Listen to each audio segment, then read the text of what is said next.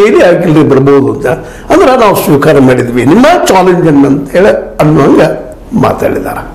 ಸ್ವತಂತ್ರವಾದ ಮೀಡಿಯಾಗೆ ಬೇಕಾಗಿರುವುದು ಸ್ವತಂತ್ರ ಧ್ವನಿ. ಆ ಸ್ವತಂತ್ರ ಧ್ವನಿ ಉಳಿಸಲು ನೀವು ಮಾಡಬೇಕಾದದ್ದು ಇಷ್ಟೇ. ಅದೇನಪ್ಪಾ ಅಂತಂತಂದ್ರೆ ನಿಮ್ಮ ಕೈಲಾದಷ್ಟು ಸಹಾಯ ಈ ಚಾನೆಲ್ಗೆ ಮಾಡಿ ಹಾಗೂ ನಿಮ್ಮ ಧ್ವನಿಯನ್ನು ಕಾಪಾಡಿಕೊಳ್ಳಿ. ಅದು ಇನ್ನೊಂದು ಘಟನೆ ನಡೀತು ಬಹಳ ಮಹತ್ವದ್ದು. ಏನಂತಂದ್ರ ಯಾರು ಹುಕ್ಕೇರಿಯ ಅಲ್ಲಿಯ ವಿದ್ಯುತ್ ಸಂಘದ ಜೊತೆಗೆ ತಮ್ಮದ ಗುರುತಿಸಿಕೊಂಡು ಜೊಲ್ಲೆಯವರು ನಾವು ಜಾರಿಗಳು ಒಂದೇ ಅಂತ ಹೇಳುವಂತ ಜೊಲ್ಲೆ ಅನ್ನ ಸಾಪಿದ್ದಾರೆ ಇಲ್ಲಿ ಒಂದೇ ಮಾಲಿಯಲ್ಲಿ ರಮೇಶ್ ಕತ್ತಿಯವ್ರ ಜೊತೆಗೆ ಕಂಡು ಬಂದಿದ್ದ ಮತ್ತೆ ಅಲ್ಲಿ ಬಂದಿದ್ದ. ಇವತ್ತು ಬಹಳ ಚರ್ಚೆ ವಿಷಯ ಆಗಿದೆ. ಬಹಳಷ್ಟು ಜನ ಮಾತಾಡ್ತಾ ಇದ್ದಾರೆ.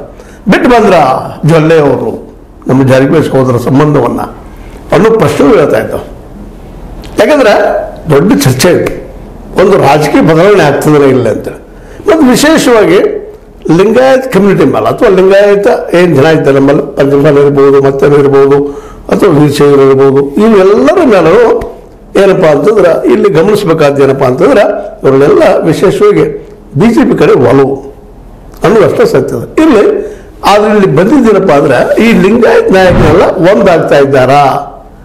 ಯಾಕಂದ್ರೆ ದೊಡ್ಡ ಬೆರಗೇನಿತ್ತಪ್ಪ ಅಂತಂದ್ರೆ ರಮೇಶ್ ಕತ್ತಿ ಮತ್ತು ಜೊಲ್ಲೆಯವ್ರ ಮಧ್ಯದಲ್ಲೇ ಅದು ಈಗ ಪ್ಯಾಚಪ್ ಮಾಡೋ ಕೆಲಸ ನಡೆದು. ಬಟ್ ಇಲ್ಲಿ ಇನ್ನೊಂದು ಗಮನಿಸಬೇಕಾದ ವಿಷಯ ಏನಪ್ಪಾ ಅಂತಂದ್ರೆ ಬೆಳಗಾವಿ ಜಿಲ್ಲೆಯ ರಾಜಕೀಯ ಪ್ರಭಾವ ಮಾಡೋದು ಏನಪ್ಪಾ ಅಂದ್ರೆ ನಮ್ಮ ಜಾರಕಿಹೊಳಿ ಸಹೋದರರು ಎರಡೂ ಪಕ್ಷದಲ್ಲಿದ್ದಾರೆ. ಅದ್ರ ಇತಿಹಾಸದ